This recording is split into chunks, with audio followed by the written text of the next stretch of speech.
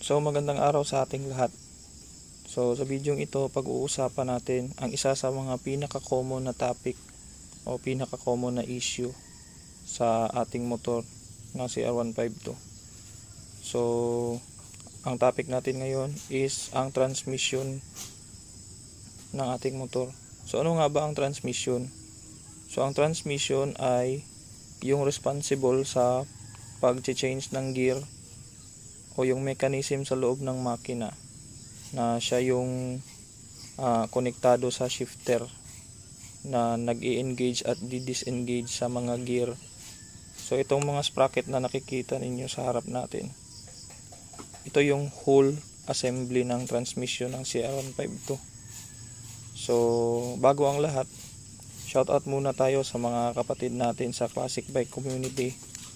Sila Ajit Pal, Red Buen Consejo, Jello Gimbal, Enero Classico TV, at Mike Dave Celeste. So sa mga bagong subscribers natin, welcome sa channel. At kung gusto ninyo magpa-shoutout, huwag nyo kalimutan mag-comment sa ibaba para masama natin sa next videos. So yun, balik tayo sa topic natin ngayon. So sa harap natin is yung transmission, buong assembly. So dito makikita natin kung ano yung nasa pinakaloob-looban ng makina ng CR152. So ito yung nakakonekta sa sprocket, sa engine sprocket. Yan. Ito sa loob ng makina. Tapos ito yung nakakonekta sa shifter o so kambyada natin. So unang-una sa lahat, para malaman natin kung ano yung mga rason bakit mahirap ipasok sa neutral o bakit mahirap ikambyo ang ating motor, ang CR152. Dapat muna natin malaman ang kung paano gumagana ang mechanism ng transmission. So basic na lang explanation. So ito yung konektado sa shifter bolt, sa shifter natin. So kada galaw mo sa shifter, gumagalaw ito pag ganyan. So itong dalawang kamay na nakikita ninyo na konektado sa mga sprocket, kada galaw natin sa shifter, tutulak sila ganyan, bigla silang gagalaw, depende sa angle dito. Yun. So pwedeng ganyan, pwede ganun. So basic lang natin ang explanation. So kada tulak nila, nag-i-engage yung bagong gear na gusto natin. So ano nga ba ang dahilan bakit mahirap ipasok sa neutral o bakit parang maganit o parang may bumabara sa loob? Minsan nadidinig pa natin yung parang may lumalagutok sa ilalim ng makina kada kambya. So ito yung mga possible na nakita ko sa transmission na possible issues. So kung nakikita ninyo,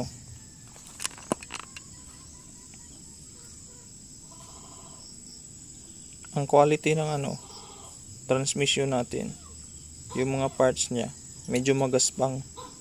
Yan, hindi smooth yung finish. Pati dito sa mga sprocket, dito sa may bandang tagiliran, ito sila lahat, yung mga kamay-kamay, medyo magaspang yung finish nila. So ano ang connection nila sa pagkambyo natin? So itong tatlo na medyo magaspang yung finish, sila yung gumagalaw dito sa mga kanal para itulak yung sprocket. Ito. Yan. Sila yung tumutulak. So pag hindi maganda yung paggalaw nila dito sa mga kanal, may chances na humihinto sila. Hihinto bigla. So tinry ko siya actual. Ayan, medyo mahirap siya. Ayan, igalaw dito na angle. So may mga angle na mahirap siya igalaw. So sa real life situation, kada apak natin sa gear, may chances talaga na biglang biglang titigas yung pagkambyo. So usually nangyayari siya sa first gear to second gear tsaka sa neutral. Kaya minsan mahirap hanapin yung neutral, lalong-lalo na pag nakahinto na tayo. So isa sa mga technique na ginagawa natin is i-rev natin ng unti para mapasok yung neutral or itutulak natin yung motor. So ano ba ang nangyayari sa loob ng makina pag ganun yung ginagawa natin? So pag rev natin, umiikot to kahit naka-clutch ka. Umiikot yan, pero hindi siya mag-e-engage doon sa sprocket. Hindi siya mag-e-engage doon sa sprocket. So iikot yan sila lahat. Pag ikot nila, mas mapapadali yung paggalaw nito. Yan. Kasi kung may chances, kung natsambahan ka na biglang huminto yung isa, biglang dumikit, ganyan. Tapos mahirap ipasok yung gear, nakabara. Pag pinagalaw mo to, pag umikot yan sila, merong force na kukonekta sa kanila, magtutulak para gumalaw sila. So parang itong kamay natin ngayon, parang ganun lang din yung force. Kailangan natin siyang itulak ng maayos, parang ganito. So pag naka-neutral ka, hindi umiikot yung mga sprocket. Meaning, pag dumikit to dito sa ganitong angle, hindi talaga siya gagalaw, hindi mo siya mapapasok dyan. Pero kung i-rev mo ng unti, so iikot to sila. Kung saan siya nakakabit, iikot yan lahat. So pag ikot nitong sprocket, itutulak niya itong mga kamay. Ito. So mas mapapadali yung pagpasok niya. Ito, mahirap talaga siya ipasok. Mahirap yung transition niya, lalo na dito sa mga ganitong angle. So ito yung mga reason bakit minsan tumitigil yung pagkambyo natin. I-stack up siya. So ano ba mga pwede nating gawin para makunan kahit konti lang naman yung mga ganitong senaryo, mga ganitong problema sa motor natin?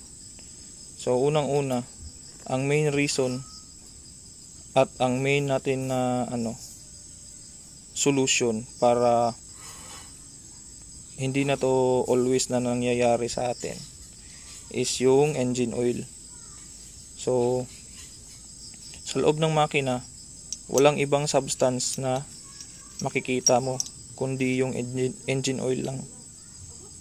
Bawal ang tubig, wala. Kaya dinidrain yan pag nahaluan ng tubig, kasi mas mahihirapan yung makina, yung mga bakal na gumalaw, at saka magpo-prone yan sa overheating. So ang pinakauna nating gagawin pag naka-feel tayo ng mga ganong klaseng issue, engine oil talaga ang sagot. So as per manual, lahat naman tayo merong manual. Nakalagay sa manual, dapat nating gamitin is 10W40 Jaso MA o Jaso MA2 ba yun? Basta ang importante yung 10W40. Kasi ano nga ba ang meaning ng 10W40? So sa 10W, ang meaning niyan is 10 yung resistance niya pag winter. Ang meaning ng W is winter. So ano ba ibig sabihin ng winter? Meaning cold engine, o wala siya sa operating temperature, hindi siya ginagamit, meaning tulog yung makina. Or kung sa iba winter yung nakalagay kasi meron ding winter sa kanila na climate. So sa atin, since wala tayong winter, So parang cold engine yun sa atin. 10W meaning cold engine yun na resistance. So ano meaning ng 10? Yun yung resistance niya. Number ng resistance niya kung madali ba siyang gumalaw kahit naka cold start o tulog yung engine oil, o mahirap siyang gumalaw meaning malapot siya. So sa 10W40, lower viscosity o lower number means mas madali siyang pagalawin. So mas smooth siya. So sa 10W40, sa pangalawang number yung 40, ang meaning nun is yun ang operational temperature niya. Meaning ng operational temperature is yun yung resistance niya pag mainit yung makina. So pag mainit ang makina, bakit mayroong resistance? Kasi pag mainit yung makina, may possibility na pag walang resistance masyado yung oil na gagamitin natin, matutunaw siya sabay sa init ng makina at ibubuga siya sa engine breather or mag-evaporate siya at maghahanap siya ng mga butas. Pero isa lang ang butas sa makina natin. So sa engine breather lang siya lalabas. So mag-evaporate siya dun. So meaning prone ka sa overheat or makukunan yung volume ng engine oil. Pag next change oil mo, makikita mo na lang na konti na lang yung naiwan. Kasi may possibility mali yung viscosity o yung numbers na ginamit mo sa engine oil. So for example, yung iba sa atin gumagamit ng 20W50, 10W60, mga ganun. So kanya-kanyang diskarte na lang yan sa pag-aalaga ng makina. Pero sa issue natin ngayon, ang main talaga na solution is yung tamang engine oil. So sa nakita nyo naman, medyo rough yung finish ng mga parts ng transmission natin. Ayan. Tsaka medyo sharp yung edges.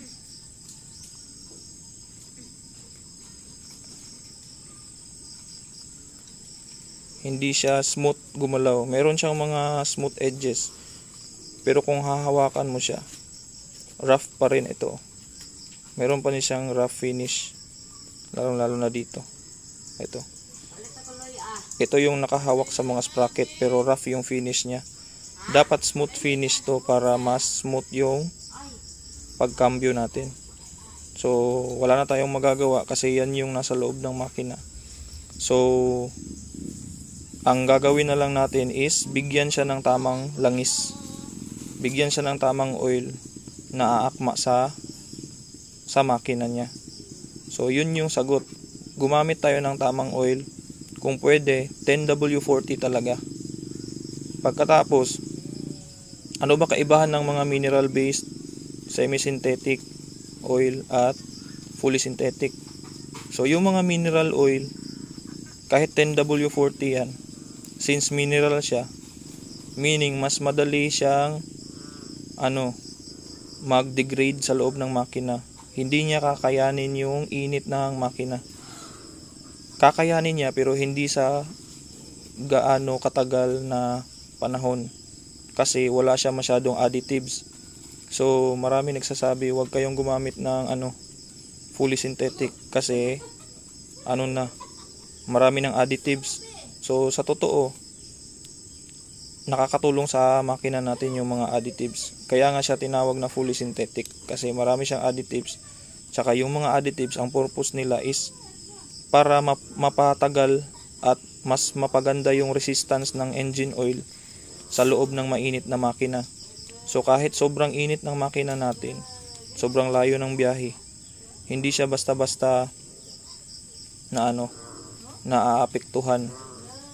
So yun yung mga dapat natin gawin. Unang-una is yung oil. So ano pa ba? So meron ako i-share since andito na rin to sa harap natin. itong transmission. I-share natin yung mga sukat ng gearing ratio ng CR152. So bago ko rin makalimutan, yung tinuro natin sa isang episode, yung tamang pagtutono ng karburador, isa din yun sa makakatulong para yung oil na gagamitin natin is mas mapataas yung lifespan. Kasi sa pagtutono ng karburador, matutulungan niya yung makina na hindi masyadong uminit. Tsaka pag hindi masyadong mainit ang makina, meaning hindi masyadong stress yung engine oil. So kung napapansin ninyo, pag galing kayo sa mahabang biyahe, mahirap talaga ipasok yung gear. Medyo parang merong pumipigil sa loob. So yan yung mga reason bakit mahirap siya ipasok, kasi yung engine oil is parang nagrereklamo na. So tamang engine oil, tamang tono sa karburador, yun yung mga key para mas mapadali at para mas maging smooth yung pagkambyo natin. So since hindi na natin to basta-basta magagalaw, kasi nasa pinakasentro to ng makina, alam na natin na hindi talaga siya smooth, yun na lang gawin natin na resolution. So yun. So gaya ng sinabi ko, since andito na to sa harap natin, binilang ko to lahat at i-share ko sa inyo. So ito yung So i-share ko ngayon sa inyo yung mga sukat ng gear natin. Yan. So binilang ko na siya kanina. So ito yung sukat ng first gear natin, 2919. Ang ratio niya is 1.526. So second gear is 28 and 20. Ang ratio niya is 1.4. Yan, so makikita nyo yan dyan. So dito, kung nakikita ninyo, medyo mababa to kung ikukumpara ninyo sa mga 150cc na mga motor.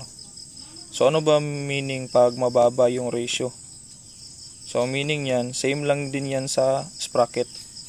So pag mababa, mas high speed. Mas mataas na ratio is mas low speed. So mas malakas ang hatak pag low speed. Tsaka mas malakas, mas maganda dumulo o mas maganda yung top speed pag maliit yung mga numero.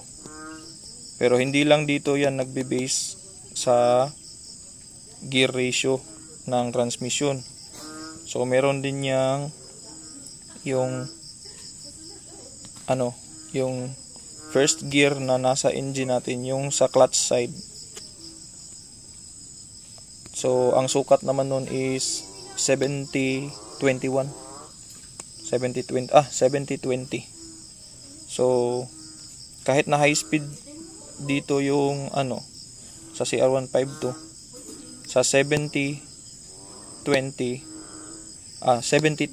pala, ang ratio niya is 3.33, meaning malaki yung ratio niya. So malakas na hatak sa clutch side, sa clutch ratio, tapos high speed dito sa transmission, sa gearing natin. Balance lang din yung result pagdating sa sprocket. So sa sprocket natin is 1440, which is high speed din. So binabawi lang niya yung low speed na clutch ratio ng motor natin. So nakikita ninyo to, 1.5, 1.4, 1.1, 0.9, tapos biglang babalik sa 1.8, which is mas malaki pa sa first gear. So ilang beses ko tong binilang, pero tama talaga, 3217 yung bilang niya. So sa real life scenario, bakit ganito? ano ba explanation nito sa paano ba natin to i-explain sa real life scenario. Kung napapansin ninyo, first gear, second gear ng motor natin, relax talaga siya at smooth yung takbo niya. Hindi siya same sa mga ibang motor na parang itutulak ka o malakas yung hatak. So low speed, ito sila, low speed to lahat. Tapos yung sprocket natin is 1440, which is 2.85, which is low speed din. So smooth yung takbo ng motor natin kasi dito yun i-determine sa loob ng makina. So ito, hindi mo to pwedeng hindi ka pwedeng magsabi na ganito yung top speed ko, ganito, ganyan. Tapos pag nakita mo to, pag mayroong mga maalam na mga mekaniko na malalaman nila na ito pala yung gearing ng motor natin, so hindi sila maniniwala kasi mai-estimate na nila kung ano ang result ng takbo ng motor pag nakita nila tong mga ganito. So i-explain ko to sa real life. Sa first, smooth yung under ng motor natin. Tapos sa third gear, kung napapansin ninyo, medyo malakas yung acceleration niya, tsaka malayo yung inat niya o mataas yung RPM na kaya niyang abutin. So sa first gear at second gear natin, 0.1 lang yung difference. Pagdating sa third gear, 0.3 na yung difference. So masyadong malayo, 0.1 versus 0.3. So pagdating ng fourth gear, 0.2. So ang pinakamalakas na gear ng motor natin is yung third gear. Kasunod yung fourth gear. Tapos pagdating sa fifth gear, biglang parang para siyang babalik sa first gear. Pero sa real life scenario, sa totoong buhay, pag nakadrive tayo sa motor natin, hindi naman siya ganong mabibrate o yung parang babalik talaga sa first gear. Ang nangyayari, walang dulo. So ito yung mga reason bakit walang dulo. Ito isa to sa mga reason. Ito smooth manakbo hanggang fourth gear. Itong third gear, napakataas ng RPM na kayang abutin. Merong mga video na nakikita natin, kaya nila mag 100 kph sa third gear. So ito yung reason. Sa fourth gear kaya nila mag 120, 115. Sa fifth gear, medyo matagal na yung acceleration sa speedo. Parang alalay na lang sa makina yung fifth gear, parang relax ng fourth gear, parang ganun. So yun, kung marunong ka mag-modify ng makina, malaking tulong to. At may estimate mo na kung saan mo gagalawin yung motor o yung makina. So yun lang. Sa mga bagong subscribers natin, kung gusto nyo magpa-shoutout, sa mga gusto magpa-shoutout, huwag nyo kalimutan mag-comment sa ibaba. Tsaka nga pala, bago ko makalimutan, sa mga magtatanong kung anong oil yung recommended ko para sa CR152, para malesen yung mga common issues about sa shifting. So ito yung ginagamit namin na oil. Yan, Zik M9 10W40 fully synthetic. So bakit ito yung nire-recommend ko? Kasi pasok siya sa kung ano yung recommended sa manual, 10W40. Tsaka fully synthetic siya. Hindi siya basta-basta nade-degrade or yung parang namamatay yung mga additives niya sa loob. So matagal siyang mabuhay sa makina. Up to 3,000 kilometers bago kami mag-change oil pag ito yung ginagamit namin. sa kung ano service type yung motor mo, up to 3,000 kilometers.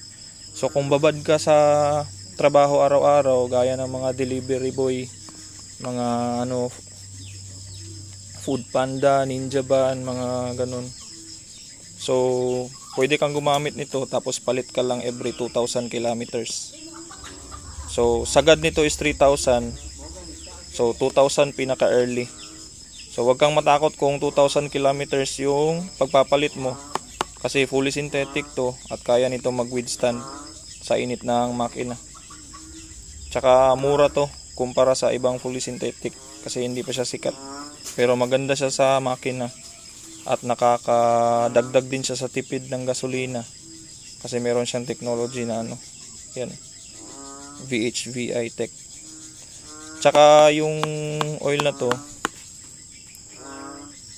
maganda talaga yung response ng makina ng CR152 pag ito yung ginagamit kahit sa long ride. Pati yung hindi ko rin alam bakit naapektuhan yung ano niya, gas consumption. Pero basic na analogy na lang. Siguro dahil talaga doon sa kahit mainit na siya yung makina, kaya niya mag-withstand, tsaka mas smooth yung ano, galaw ng mga bakal sa ilalim ng makina. Kaya hindi napepersa yung motor natin sa pag-throttle. Pag gusto natin siya i-throttle, medyo iba talaga siya sa mga oil na available sa market. So first time ko gumamit ng ganitong oil at nakita ko yung result niya. Maganda talaga siya. So yun lang. So medyo mataas yung video natin at yung sana natulungan ko kayo sa topic natin ngayon at nalinawan kayo sa kung ano talaga yung reason bakit mahirap yung sa shifting ng motor natin. So sa next video, abang-abang kayo kasi ituturo natin yung mga techniques sa pagtutuno ng karburador, mga ganun. Tsaka meron din akong plano na ipakita yung mga materials, mga tools na ginagamit namin para mas madali kayong mag-DIY para safe yung mga makina ninyo. O kung hindi man kayo yung gagawa, at least meron kayong idea kung ano dapat yung ginagawa ng mekaniko. So hindi tayo naluloko. So yun lang. Again, salamat sa pagsubaybay sa channel natin. Salamat sa panonood. Kita-kits na naman tayo sa next episode. Peace.